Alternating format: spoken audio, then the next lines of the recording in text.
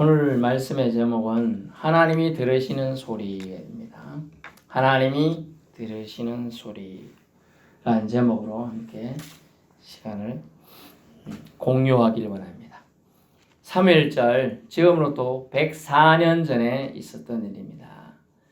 1919년 3월 1일 날 만세운동을 통하여 우리 조선이 자주국가이며 독립국가임을 선언한 날이 3.1절이죠. 그 전에 1910년도 8월달 한일 강제병합이 있었습니다. 그래서 일본 군국주의에 의해서 우리나라가 공식적으로는 자기 나라식으로 합방이 되어서 노예국가가 되어버린 거예요.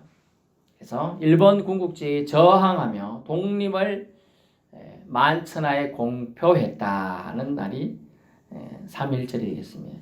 이날 만방에 자주 독립을 선언하는데 이때 독립선언서 기초를 작성한 데 33명이었습니다. 그 중에서 16명이 기독교인이었어요. 그래서 대한민국은 사실 기독교에 의해서 창립이 되고 운영이 되었다 해도 과언이 아닙니다. 그래서 주권 국가임을 소명한 이 3.1절을 오늘 기념하여서 관련된 말씀을 통하여 우리 하나님이 우리를 억압하는 사탄 마귀의 올무에서 해방시키는 또 얼마나 그런 것들이 의미가 있는지를 살펴보고자 하는 것이죠. 104주년이 되었다. 그만큼 기독교가 들어온 건 더 오래됐다는 뜻도 되겠습니다.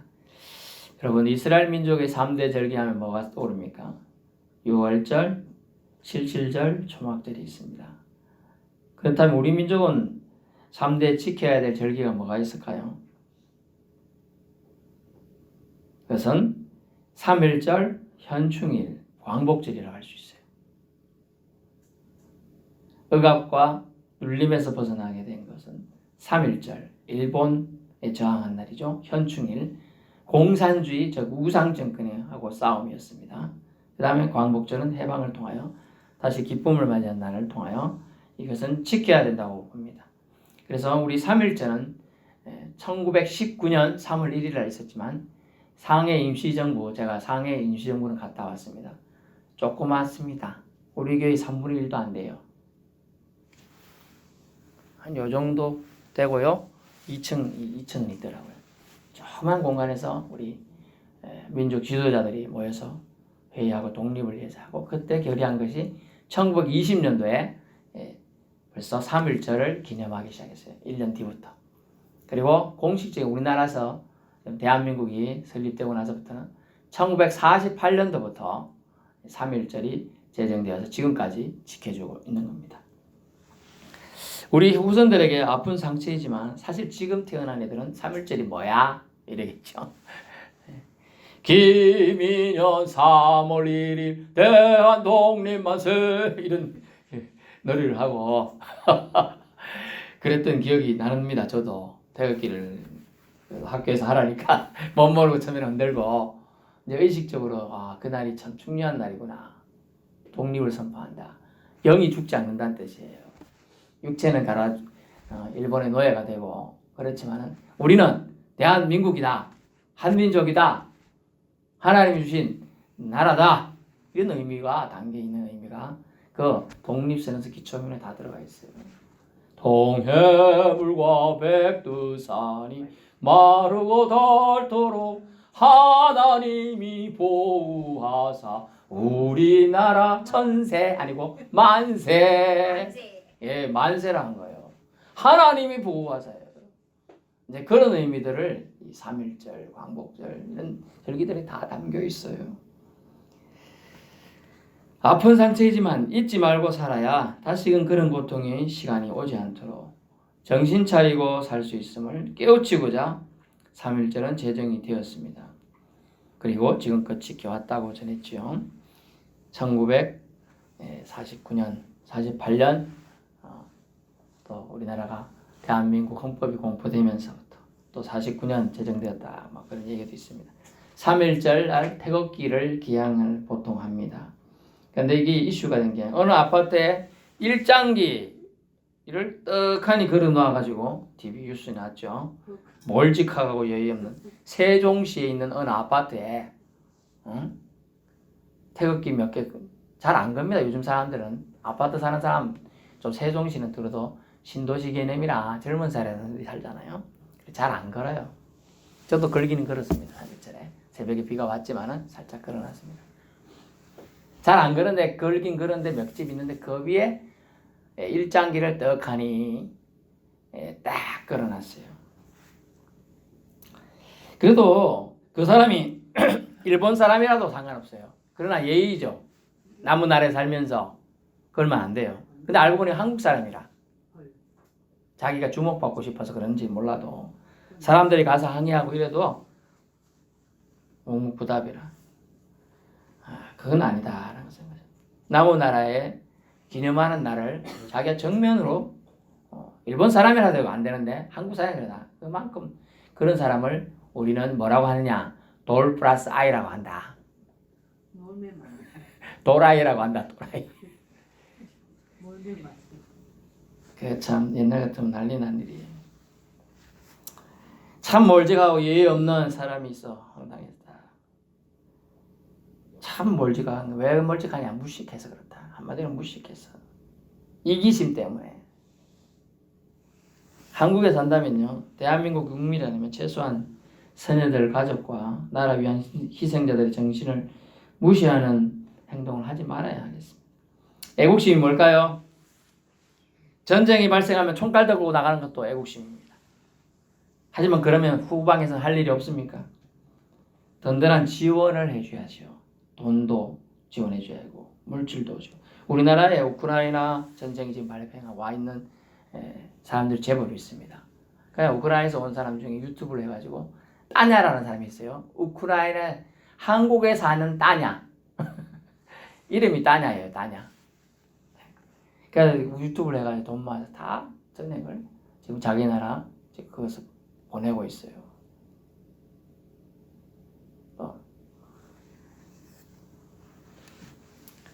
뭘 말하냐? 돈으로도 보내고 물질로도 보내고 무기를 공급하고 식량으로도 공급해야 연료도 공급해야 돼요.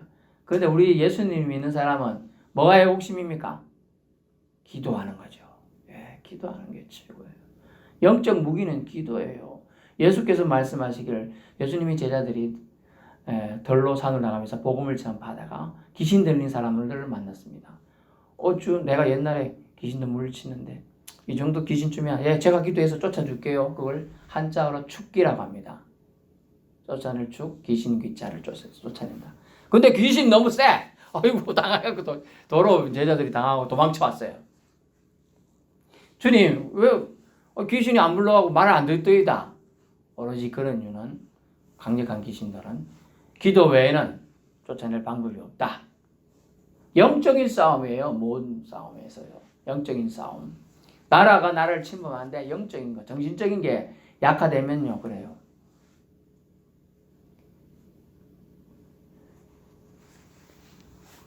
이스라엘 두 번째 왕이 누구죠? 다윗입니다. 다윗 몰라요? 블레셋 장수인 골리앗을 탁 으악 한 사람이 다윗, 그 소년 다윗이 왕이 됐어요. 그만 그 주변 나라들이 왜 벌벌 떠면서 다윗이 다스리는 그 조만한 나라를 쳐들어가지 못했을까? 우리나라 남북한 정도가 아니고요. 경상북도 정도밖에 안 되는 그런 나라. 왜 못 들어갔을까? 수백 배도 있는 나라인데. 그렇죠. 저 나라는 작아도 하나님이 함께하는 나라. 하나님이라는 정신문화가 있었어요. 신을 섬기는 나라다. 함부로 갔다가는 우리는 그냥 박살난다. 실제로 다 박살났고요. 애국도 초 박살났잖아요. 장자들 다 죽었잖아요. 가나안 땅도요. 설설이 다 동화해. 덤비던 애들 심지어 뭘로 다 죽였어요? 왕벌이 나타나가지고. 왕벌이 가나안 땅에 벌. 우리가 벌을 조만하다 이렇게 생각하잖아요. 왕벌이 이만해요. 이런 놈이 쏘면 우리 집에 갖고 있는 바늘 있죠? 그거보다 더 큰 게 나오는 거예요. 한 방에 그냥 맞으면 그냥 가는 거예요. 그래 웃기는 말벌 아마 일종이지 않겠나 싶은데 보통 꿀벌이나 이런 놈 한 번 쏘면 그게 어찌가 꿀벌도 죽고 그 한 번만 끝이 나잖아요. 그럼 말벌 같은 종류들은 어떠냐? 왕벌 같은 종류들 계속 쏠 수 있는 거야. 그래서 난리가 나는 거예요. 그래서 말벌 한 마리가 꿀벌 수천 마리를 죽일 수 있는 거예요. 하나님이 하시면 하신다. 그래서 하나님은 우리 예수 믿는 사람들에게 엄청난 권세와 무기를 주시는데 그것은 기도의 무기라는 겁니다. 아멘. 그걸 잘 활용할 수 있어야 한다는 것이죠. 그래서 무엇보다 한마음 되어서 승리하도록 기운내서 전쟁할 수 있도록 사기를 북돋아주는 것이 애국심인데 우리 예수 믿는 사람들은 이것이 기도로 응원해 주는 것이 애국심이라는 겁니다. 우리 민족의 독립을 위한 기초작업과 독립을 위한 항쟁을 위해 대한의 기독교인들은 개인주의를 버리고요. 모두 다 헌신적으로 재산도 내놓고 안일함도 버리고요. 목숨 바쳐 나라 위에 백성 위에 헌신했습니다. 그래야 이 땅의 미국 등 우방을 통해서 해방이 이루어지도록 많은 분야의 영향력을 끼치게 되었습니다. 본문에 이스라엘 민족의 기도로 구원받는 장면이 나옵니다. 이 장면 통해 하나님 은혜를 같이 만나보고자 합니다. 첫 번째는 뭐냐면 하나님을 찾게 하신다는 거예요. 첫 번째 나타난 하나님 은혜는 하나님을 찾게 하신다. 23절 어떻게 해요? 고된 노동으로.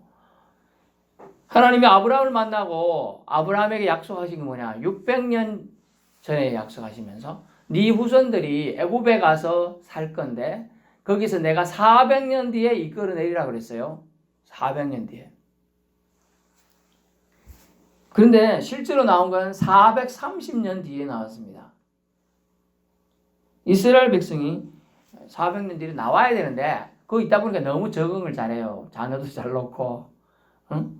어떻게 사람들 잘 맞춰가지고 비 맞추고 해가지고 돈도 잘 모으고 이러다 보니까 조금 힘들어도 눈치 비도 그냥 여기 살자 이렇게 되는 거예요. 그게 400년에 나와야 돼. 안 나오는 거예요. 계시를 보내고 선지자를 보내고 이렇게 해도 안 나와. 그래서 하나님이 어떻게 했느냐? 본문에 2장 23 여러 해 후에 애굽 왕은 죽었고 해요. 즉 요셉을 알던 또 요셉의 후손들을 알던 사람들은 다 죽었고 이스라엘 민족을 존중하던 왕은 다 죽었다는 뜻이에요. 그러면 이제 존중하지 않는 왕이 있겠죠. 신경 안 쓰는 거. 뭐 그때 그런 왕이 존중해서 나하고 뭔 상관이노? 이런 사람이 있는 거죠. 그래서 탄압이 시작된 거예요. 그러면서 막판에 모세가 등장한 시기가 어떻게 됐느냐? 고된 노역을 시켰어요. 옛날에는 지푸라기도 주고 흙도 주고 심지어 일 시키고 벽돌 뽑으라 하고 일당도 줬어요. 그런데 지금은 아무것도 안 줘. 지푸라기도 안 주고 그냥 벽돌은 똑같이 뽑아놔라. 오늘 말이야 하루에 100장 뽑으라고 하면 흙벽돌을 옛날에 저희 집에 짓는 걸 봤는데 흙벽돌도 뽑아가지고 하는 거 봤는데 아무 재료를 주면 금방 하잖아요. 재료를 안 주니까 어째야 돼요? 지푸라기도 일일이 주로 당겨야 되죠. 벽돌 만들 수 있는 흙을 또 주로 당겨야 돼요. 또 개야죠. 물도 필요하죠. 이런 걸 해가지고 하려니까 전에 같으면 4시간이면 끝나는 걸 12시간이 걸려도 못하는 경우가 많아. 그랬더니 한 거 갖고 와 했더니 오늘 몇 장 했어? 겨우 40장. 왜 못했어? 가면서 채찍을 때리는 거예요. 막 맞아 아파. 등짝이 막 불이 나고 막 그래요.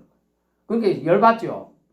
아니 뭐 좀 주고 옛날에 하더니 왜 안 주면서 이렇게 우리를 괴롭힙니까? 막 이렇게 된 거예요.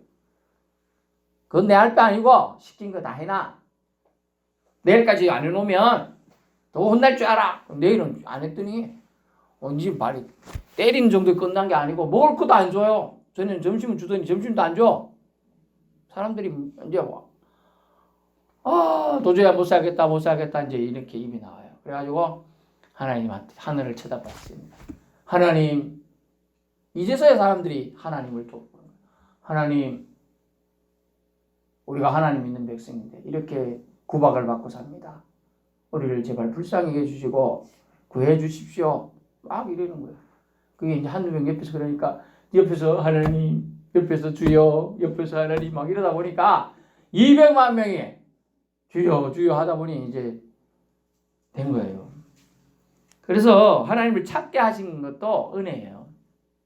너무 편안하면 하나님 안 찾아. 그냥 거기 지내면 돼요. 근데 고된 노용을 더 하게 하심을 통하여 30년의 세월이 사실 덜 걸렸어요. 순종을 안 해서. 그래서 430년째 출애굽을 하게 되는 겁니다. 그래서 고된 노역을 허락하셨다. 하늘을 쳐다보며 조상들이 하나님, 그 하나님과 약속을 떠올리게 하셨어요. 그래서 아브라함에게 주신 약속을 기억하고 이삭의 하나님, 야곱의 하나님이시여 우리를 불쌍히 여겨 주옵소서. 하나님의 구원 계획을 나타내시옵소서. 사방을 그래도 둘러봐도 아무 도와줄 리가 없어요. 근데 사방을 둘러보니 감시하는 눈빛만 있어. 저놈이 뭐하는데 입을 중얼중얼하지? 어디서 술 훔쳐먹고 지금 주정 부리고 있는 거 아니야? 이러면서 가까이 와서 술 냄새 맡아보고 막 그러는 거예요. 술 먹은 게 아니라 내 마음이 답답해서 우리가 믿는 신에게 하소연하고 있습니다. 그래? 그럼 뭐 할 수 없지 하고 그냥 침을 탁 뱉고 그냥 갑니다. 이런 현실이 계속 길어지다 보니까 도저히 그들이 안 돼서 하나님이 사자로 모세를 보내게 되는 겁니다. 사람이 참 적응의 동물이에요.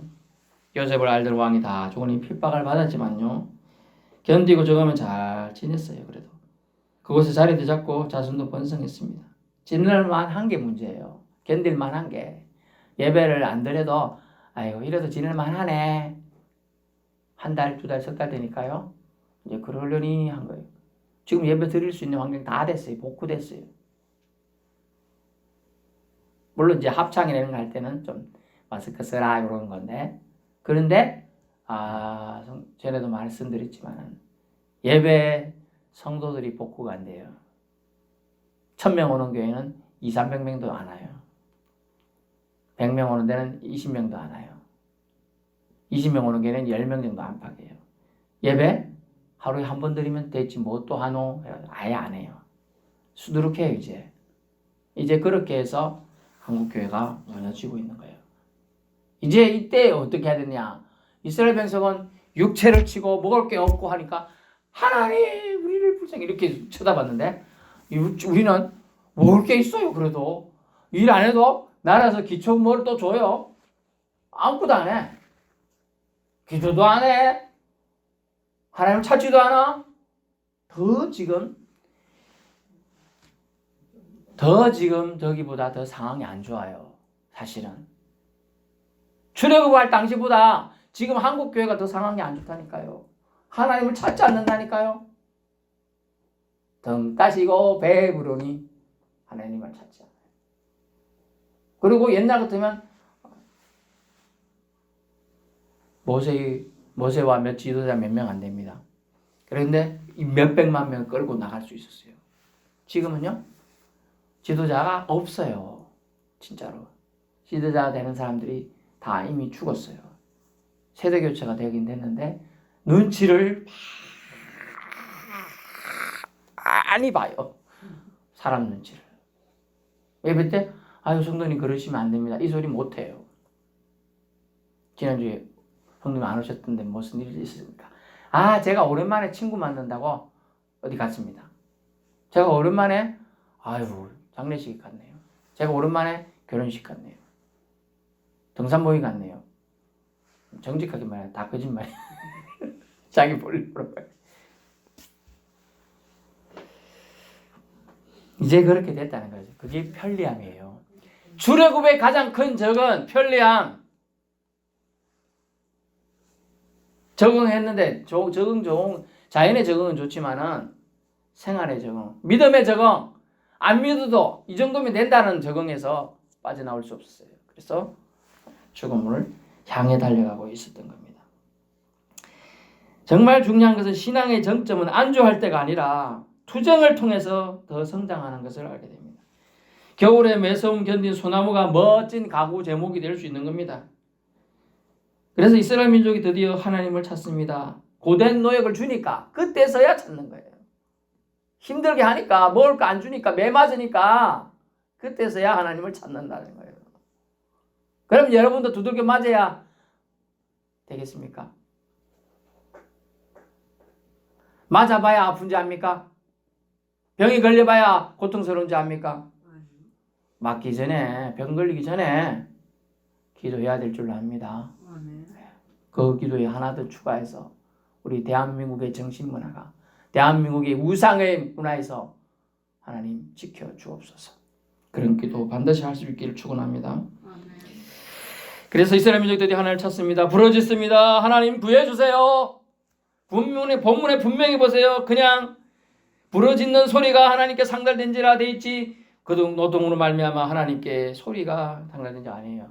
부르짖는 소리, 크라이, 울었다, 울부짖었다는 거예요. 하나님 하고 막 울부짖었다는 거예요. 그때서야 하나님은 그 울부짖는 소리에 반응을 하십니다.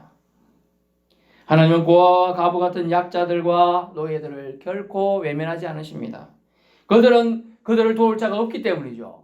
오직 하나님만이 그들의 보호자가 되셔요. 그래서 그들의 기도에 더 은밀하게 돼요. 부자 그러나 그 마음이 겸손한 자는 하나님 아프십니다. 부르짖음에 반응한다는 건 이건 큰 기도 응답의 원칙이에요. 여러분 부르짖는 기도를 해야 됩니다. 우리 교회도 부르짖는 기도가 많이 사그라들어서 힘이 듭니다. 부르짖는 기도가 회복되어야 될 줄로 압니다. 그 다음에 두 번째, 기도를 들으신 하나님이여. 24절, 자기 자녀의 울음소리를 엄마는 잘 알아듣습니다.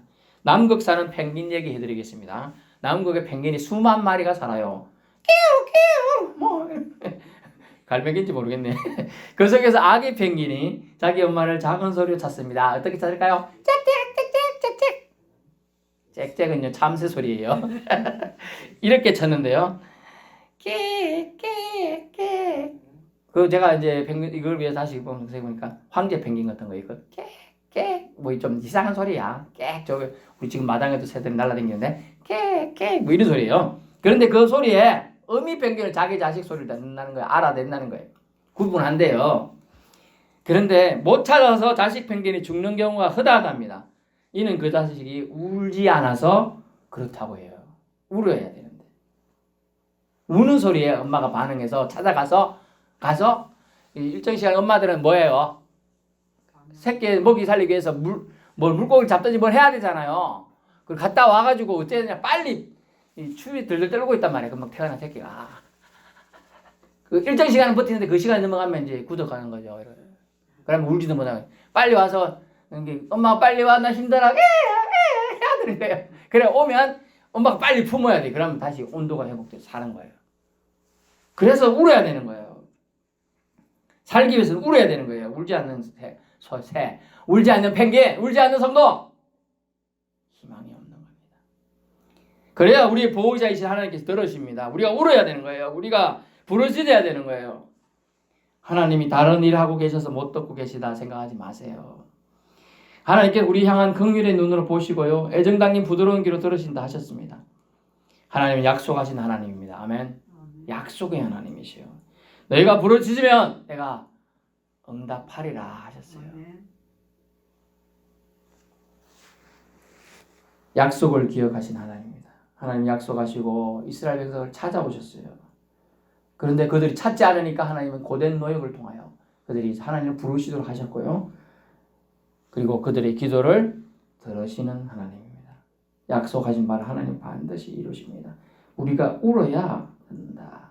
23절 끝부분에 부르짖는 소리가 하나님께 상달된지라. 24절 고통소리를 들으시고 25절 돌보셨고 기억하셨더라. 아멘.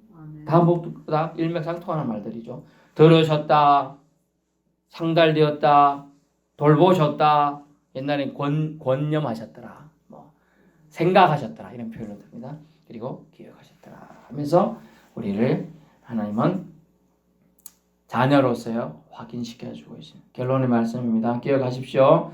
하나님의 관심은 압박받는 자의 부르짖음에 대하여 항상 열려있다는 겁니다. 열려있다는 거예요. 욥기 34장 28절을 보시고요. 응답받기까지 우리는 포기하지 않는 기도로 하나님을 쳐다봐야 합니다. 응답받기까지 포기하지 않는 기도로 쳐다봐야 합니다. 간절함으로 부르짖어야 합니다. 간절함이 사라졌어요. 현대 기독교인, 우리나라 기독교인도, 저도 여러분도 발전한 문명과 물질로 인해서 한국 기독교도 죽어가고 있어요. 전에도 말했잖아요. 가마솥에 빠진 개구리가 처음엔 너무 따뜻해가지고 다시서 좋다 하다가 삶아 죽죠. 그것이 바로 세상 물질 문화입니다. 불나방이요. 와, 저 불빛 좋다 하고 뛰들지만 불나방이 불에 타 죽는 거예요. 그래서 권사님 기도처럼 세상 문화를 본받으면 안 돼요. 지금 세상 문화는 혼자 문화예요. 혼자 문화. 나 혼자 살면 좋다. 다 혼자 문화예요. 지금 가구도 심지어 1인 가구라고 말하잖아요. 이제 그 혼자 문화예요. 그런 방문화들은 다 어디서 왔느냐? 다 일본 세력들. 저변에 깔려있는 우상에 의해서 왔어요. 귀신들에 의해서. 우리나라에 방이 없었어요. 우리나라의 방은 여러 명이 어울리는 사랑방이 유일해요. 그런데 외국 방은요, 노래방, 뭐방, 요거는 한두 명이 모여갖고 쏙닥쏙닥쏙닥 하기 좋거든.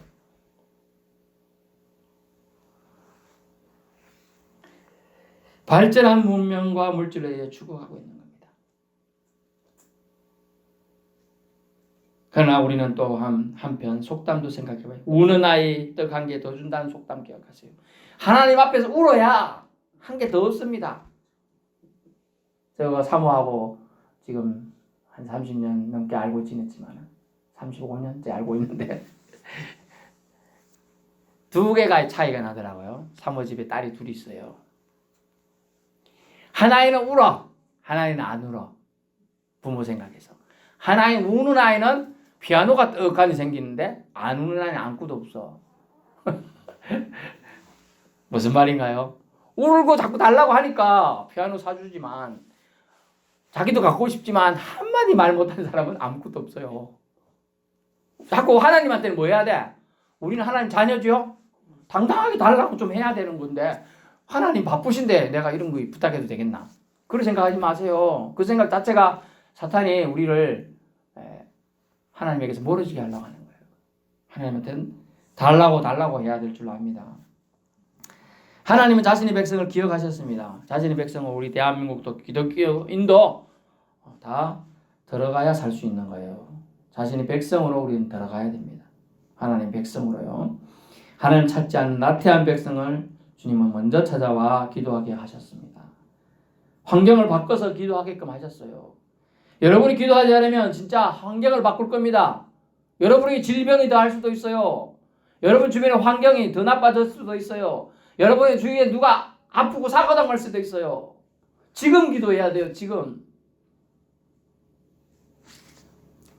여러분이 사랑하는 자녀가 있습니까? 그 관심 있는 자녀를 위해서 기도해야 돼요. 사랑한다면서 왜 기도 안 합니까? 기도해야 합니다. 사랑하는 자녀를 향한 부모의 무한한 사랑을 오늘 본문을 통하여 말해주고 있는 거예요. 600년 전 약속이었어요. 이 약속은. 그러나 하나님이 이 약속을 이행하십니다. 기도하게 하시고 부르짖게 하십니다. 그 은혜가 바로 은혜인 줄로 압니다. 부르짖어서 찾으면 만나주시는 거예요. 부르짖는 소리가 하나님께 상달된지라 하나님 전에 올라갔다. 그 기도가 들려졌다. 하나님이 응답하시기를 작정했다는 뜻이에요. 기도는 결코 사라지지 않습니다. 열매를 맺습니다. 하나님 마음을 움직여서 긍휼의 일을 하시도록 원동력 있게 작용케 하는 마중물과 같습니다. 기도했기에 이스라엘은 출애굽으로 해방되었고요. 출애굽에서 해방되었고요. 3.1운동 때 수많은 기독교인들의 기도가 하나님께 상달되어 이 민족도 해방케 된 줄로 압니다. 모든 역사의 주관자이신 하나님은 이 대한민국이 기도로 하나님을 만나고 하나님을 섬기는 백성이 되길 원하십니다. 3.1절을 맞아 이 나라에 대한 애국심은 뭘까 한번 생각해 보세요. 나라를 위해 함께 하나님께 기도를 끊이지 않게 올려드리는 거 가장 중요할 거라 생각됩니다. 기도는 힘이 있습니다. 기도는 하나님과 우리 사이가 아버지와 자녀의 힘을 확인시켜 줍니다. 기도하는 자 하나님의 백성이며 애국자인 줄로 압니다.